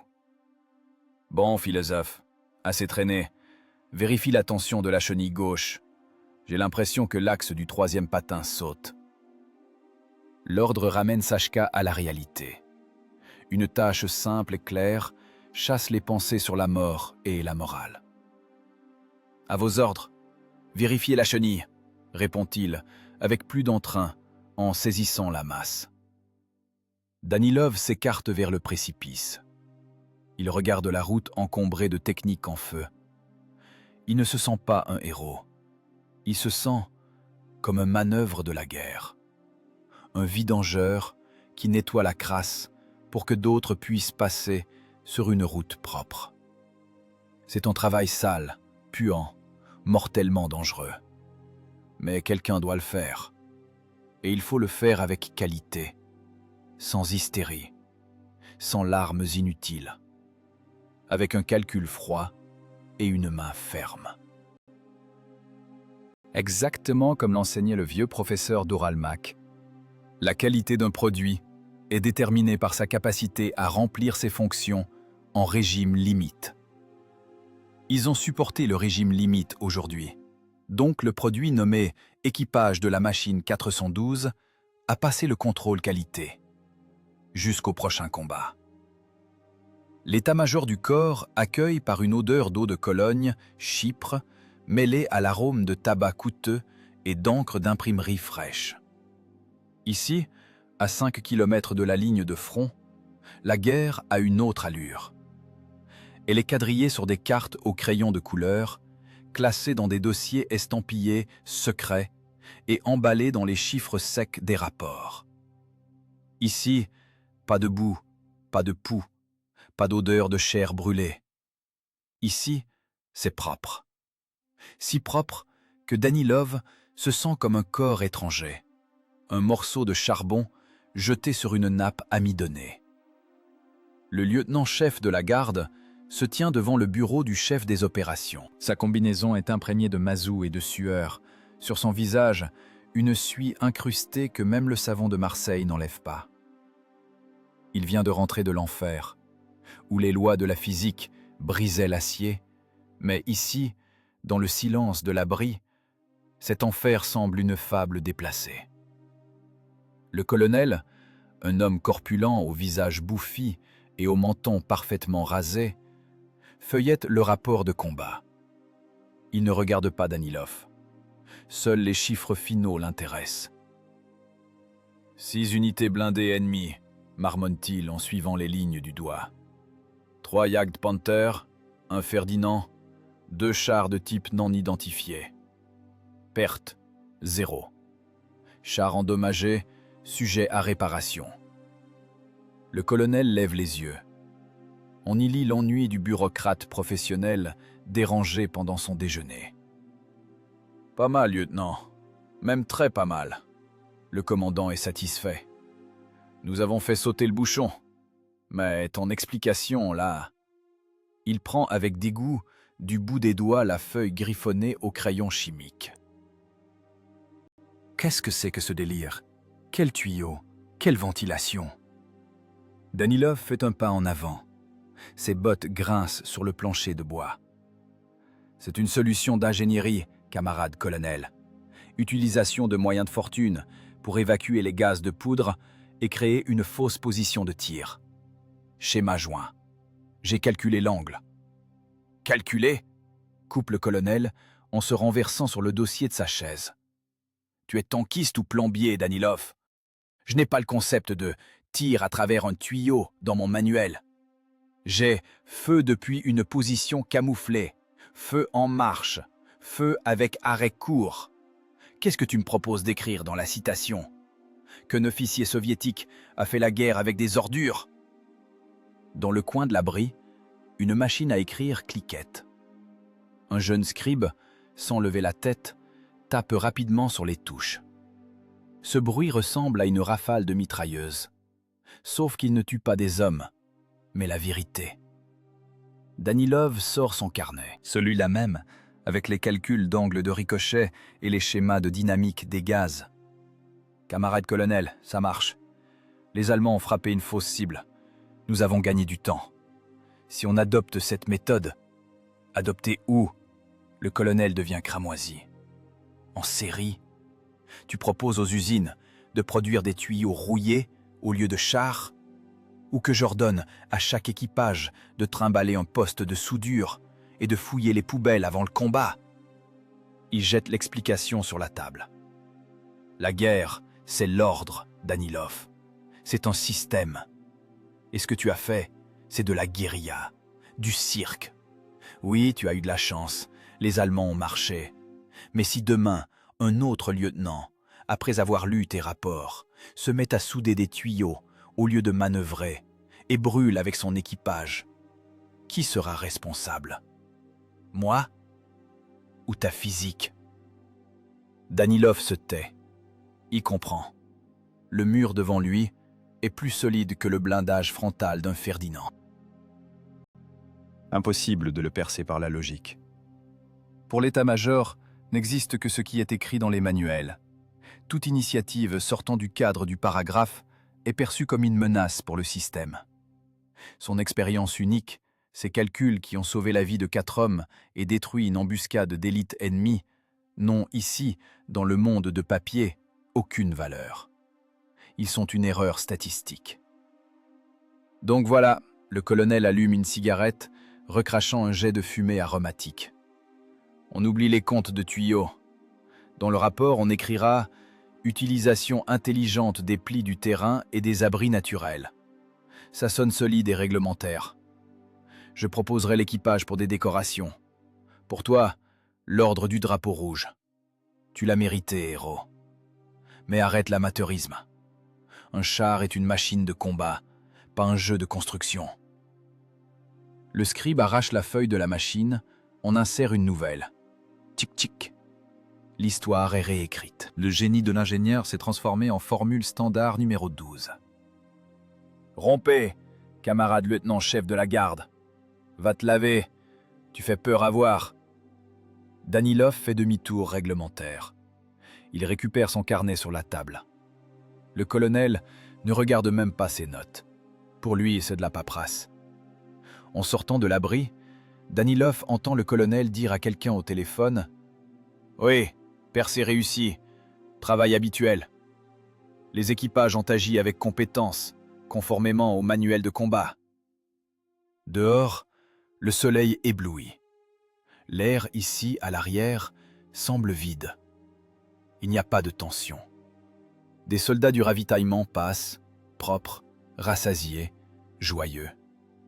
Ils portent des caisses de viande en conserve, rient. Pour eux, la guerre est un dur travail de manutentionnaire, mais pas une loterie mortelle. Danilov s'assoit sur un banc près du nœud de communication. Il ouvre le carnet. La page avec le calcul du faux tuyau est barrée d'une croix épaisse.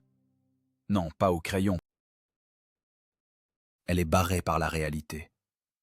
Il ressent de l'amertume, pas de l'offense pour lui-même, mais de l'amertume pour l'inutilité de la perte d'expérience. La machine militaire est énorme et inerte. Elle broie non seulement les ennemis, mais aussi les idées. Elle a besoin de rouages, pas d'inventeurs. Chars standards, équipage standard, mort standard. Tout écart, même menant à la victoire, provoque l'irritation, car il perturbe la comptabilité. Une ordonnance s'approche de lui tend une tasse de thé. « Pour la victoire, camarade commandant, on a entendu comment vous les avez... héroïques. » Danilov prend la tasse. Le thé est chaud, sucré, vrai. « Héroïque », répète-t-il en écho. Le mot semble vide. L'héroïsme, au sens de l'état-major, c'est la volonté de mourir sur ordre. L'héroïsme, au sens de Danilov, c'est la capacité de survivre et d'accomplir la mission malgré les circonstances.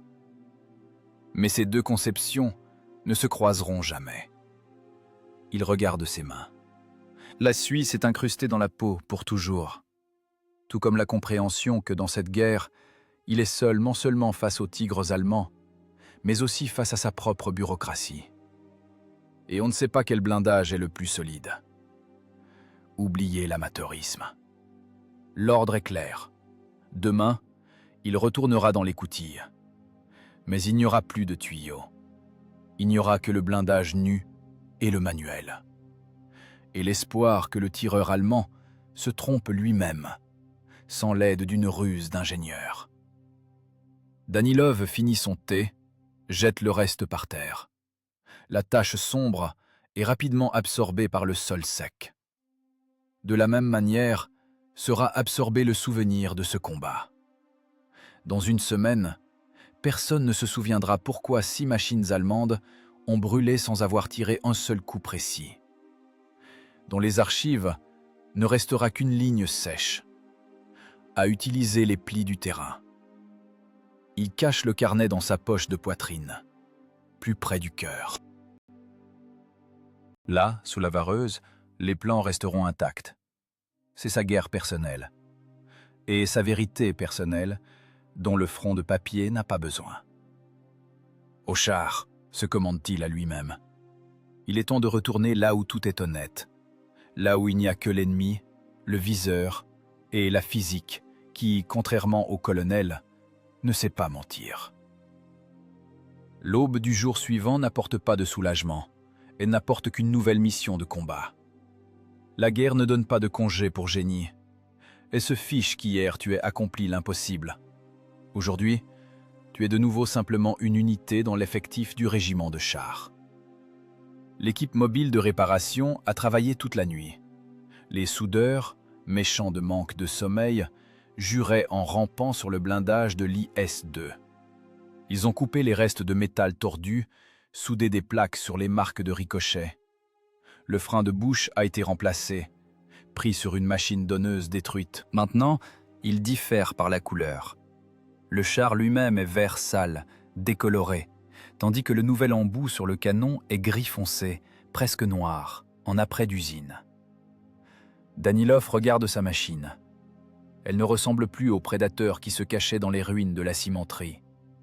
Maintenant, c'est juste un outil de travail, grossièrement rapiécé, avec les cicatrices de soudure grossières.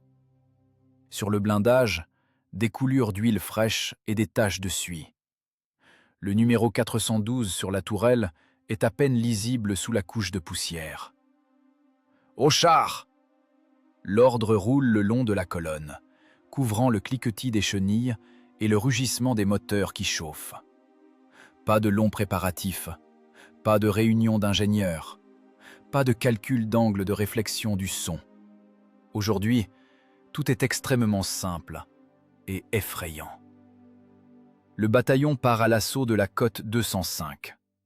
Mission : supprimer les points de feu, percer la défense, se fortifier. C'est la routine. La partie la plus effrayante de la guerre, quand la mort devient banale, comme le café du matin. Danilov grimpe dans l'écoutille. À l'intérieur du char, rien n'a changé. Le même air confiné, la même odeur de gazole et de sueur. Seul l'équipage est devenu différent. Ils bougent plus lentement, plus économiquement. Dans leurs yeux, il n'y a plus l'excitation de chasseurs d'hier. Il y a une soumission obtuse au destin. « Démarrez !» ordonne Danilov. Le diesel V2 répond par un tremblement habituel. La colonne s'ébranle, la boue vole dessous les chenilles, éclaboussant les instruments d'observation. L'IS-2, lourd et maladroit, s'intègre dans la formation générale. Maintenant, il n'est plus un loup solitaire. Il fait partie d'un troupeau de rhinocéros qui court vers un mur de feu. Devant, un champ ouvert. Pas d'atelier, pas de tuyaux, pas d'ombre salvatrice. Seulement des kilomètres de terre labourée et des positions allemandes sur la crête de la colline. Danilov se colle au périscope. Le monde s'est à nouveau rétréci à une étroite bande de verre. Hier, il contrôlait le combat. Aujourd'hui, le combat le contrôle. Repère, boulot brûlé. Vitesse de marche, distance, 30 mètres. Les Allemands ouvrent le feu. Maintenant, ce n'est pas un duel de tireurs d'élite, c'est une averse. Un raid d'artillerie couvre le carré de l'offensive. La terre se soulève en fontaine noire. Les éclats frappent le blindage comme de la grêle. Dzing, dzing, dzing. Chaque son est la mort qui a frappé, mais n'est pas entrée. Danilov sent le char tressaillir sous les explosions proches. Maintenant, sa vie ne dépend pas de la ruse, ni de la connaissance de la dynamique des gaz, mais de l'épaisseur de la plaque frontale. 120 mm d'acier moulé sous un angle de 60 degrés. C'est sa seule protection. Et aussi la vitesse de réaction du pilote mécanicien. « Sachka, ne dors pas! Manœuvre à gauche !» crie-t-il dans le laryngophone. Le char zigzague à travers le champ, échappant à la visée. Ce n'est pas une danse, ce sont des convulsions. La boue qui vole au visage bouche la bouche.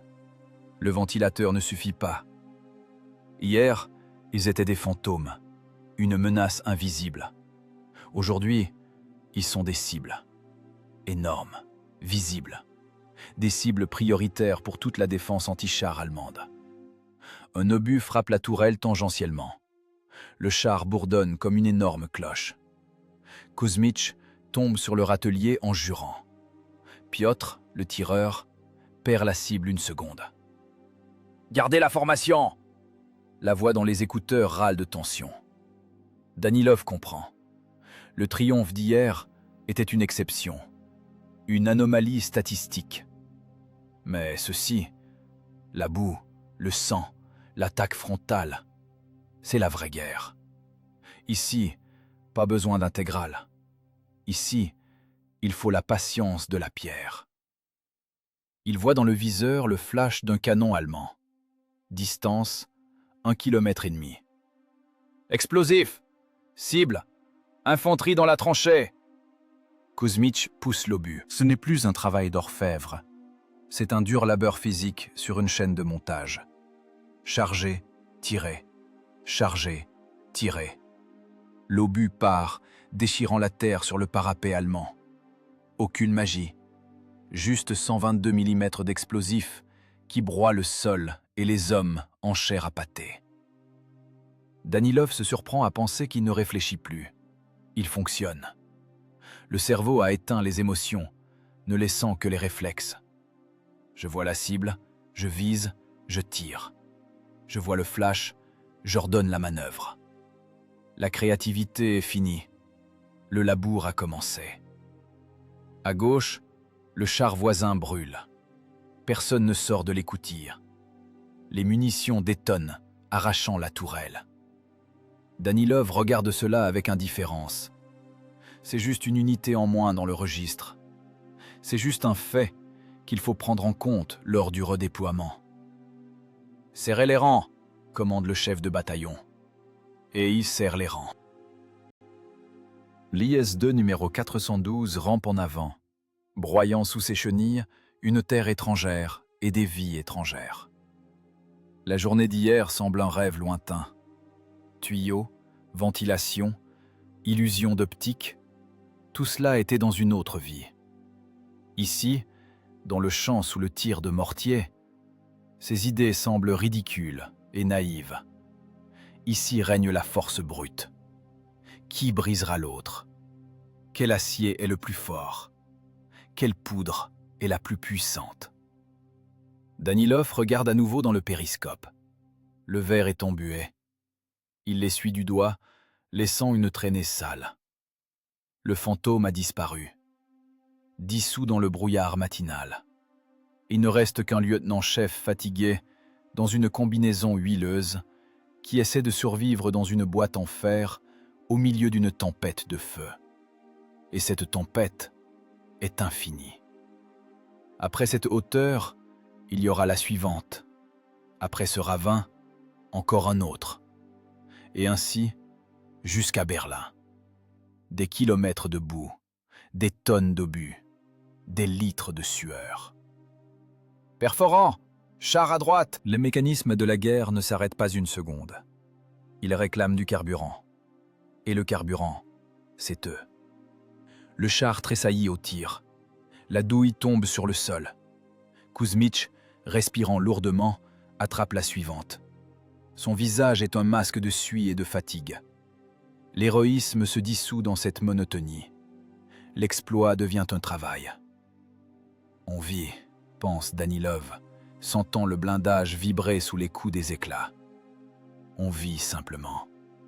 Encore une minute, encore un tir, encore un mètre en avant. Et l'espoir repose maintenant uniquement sur la soudure d'usine et sur le fait que le tireur allemand de l'autre côté est aussi fatigué et veut aussi rentrer chez lui. Le temps est l'abrasif le plus impitoyable. Il efface les noms, les dates et la peur, ne laissant que des légendes polies. 30 ans ont passé. Une petite ville ukrainienne dans les Pré-Carpates. La place centrale, pavée. Ici, c'est calme. Seuls bruissent les marronniers et on entend le tintement d'un tramway quelque part dans la rue voisine. Au milieu de la place, sur un haut piédestal en béton, un char s'est figé. C'est l'IS-2, celui-là même, avec le numéro de bord 412. Maintenant, il est peint en vert vif, couleur de parade, qui n'a jamais été utilisée sur le front.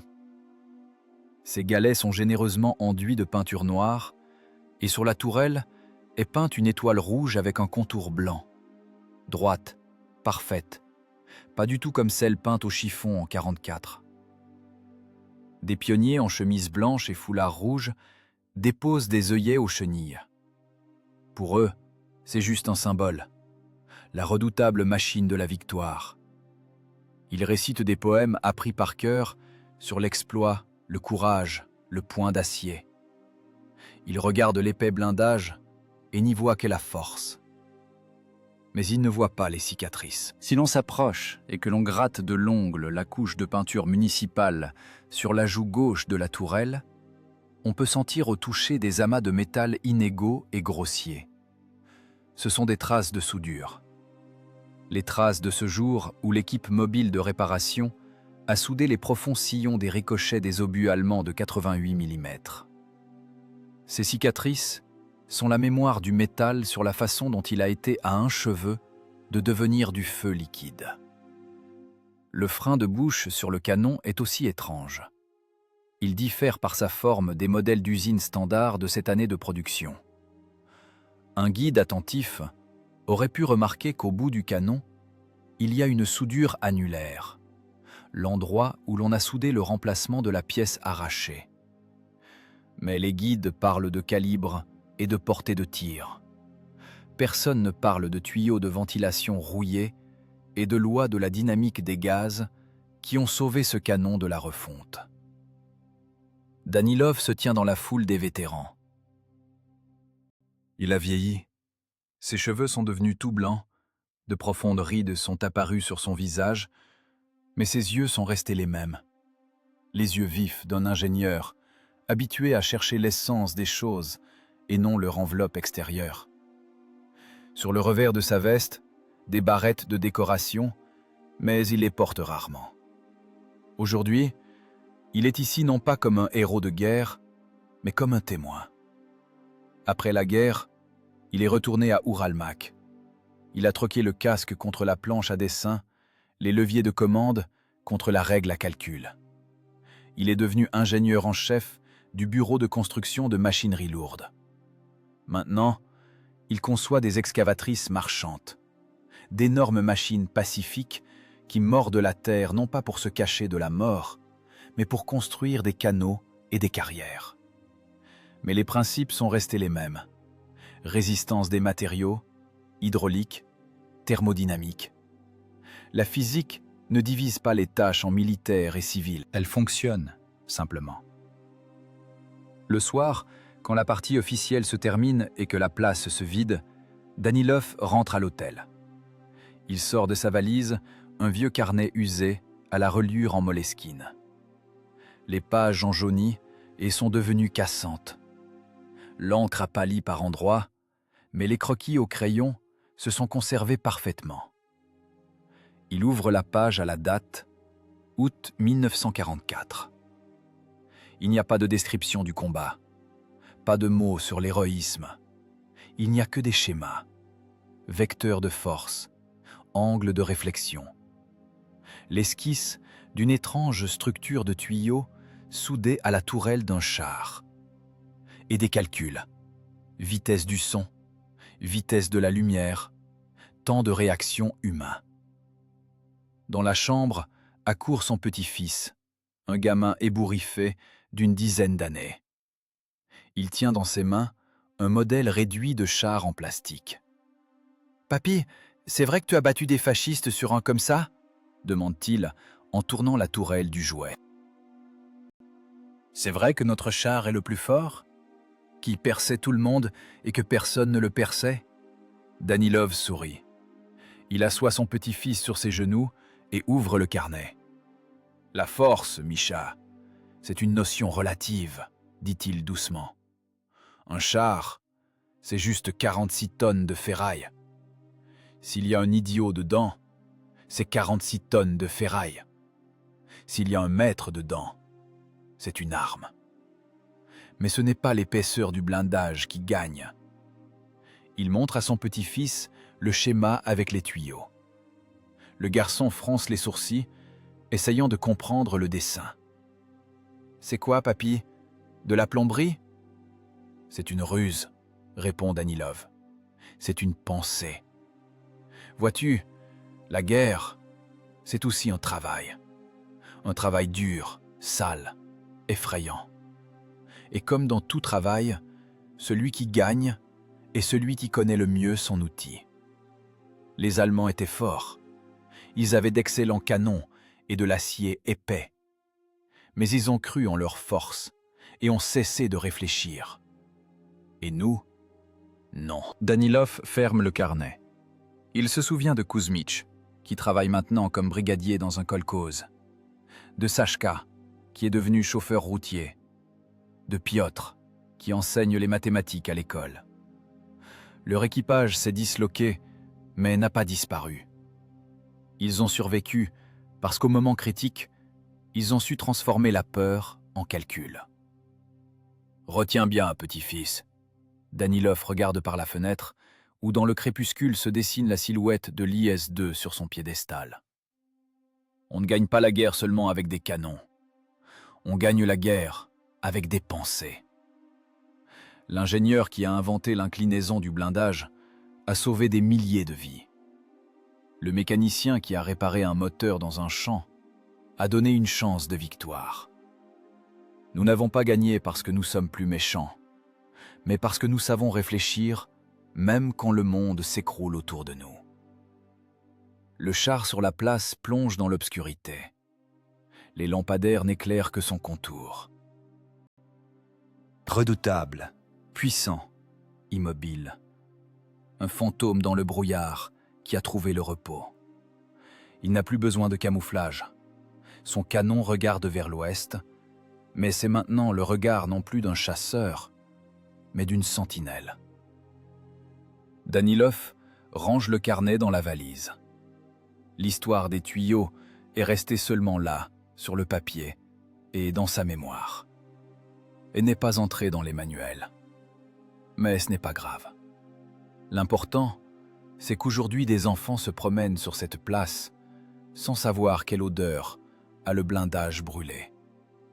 L'important, c'est qu'avec le métal, on construit maintenant des ponts et des gratte-ciel, et non des cercueils. L'intelligence a vaincu la force. Et c'est là la principale vérité de cette guerre, sur laquelle se tait le bronze des monuments, mais dont se souviennent les mains des vieux ingénieurs. La guerre, c'est le chaos. Et l'homme, c'est celui qui apporte de l'ordre dans ce chaos. Même s'il faut pour cela seulement quelques tuyaux rouillés et la connaissance de la physique scolaire.